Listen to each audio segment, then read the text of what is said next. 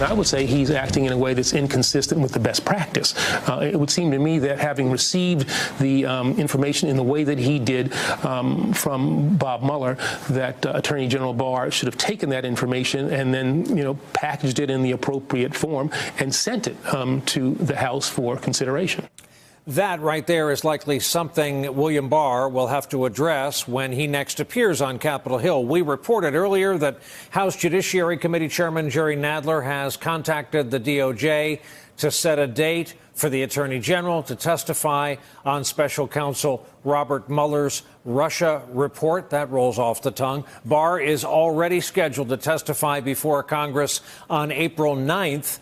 But that's something else. That's a House Appropriations Committee hearing.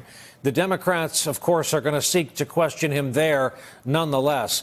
With us tonight, David Jolly, a former Republican member of Congress from the state of Florida who has since left the party. And a point of order here, Congressman. I woke up to social media this morning and I saw photos of you and a new member of the Jolly family. You guys had a baby on Saturday. What in God's name are you doing on basic cable tonight, or did we get you out of the house?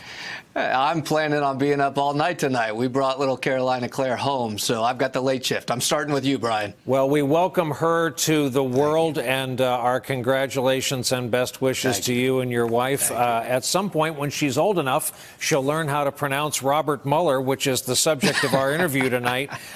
Do you think Congress will be successful? Do you think we will see Robert Mueller raise his right hand in a public hearing and swear in to be questioned?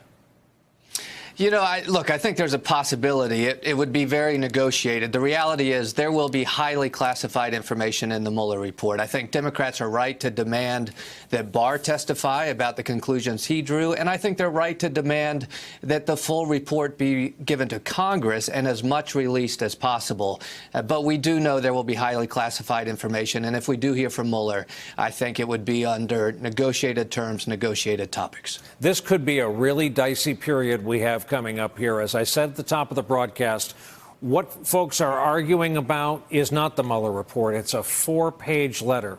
Do you think the Democrats especially are going to have message discipline in this period where what we don't know exceeds what we do?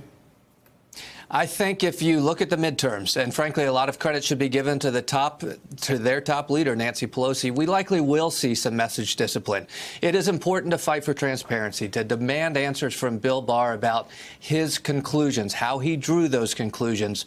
But I don't think they need to cross the line and begin to question the report itself, Bob Mueller's findings. The reality is Bob Mueller's integrity is as strong tonight as it was throughout the past 2 years.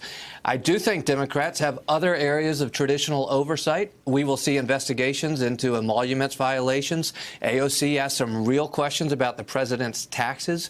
We will see questions of security clearances.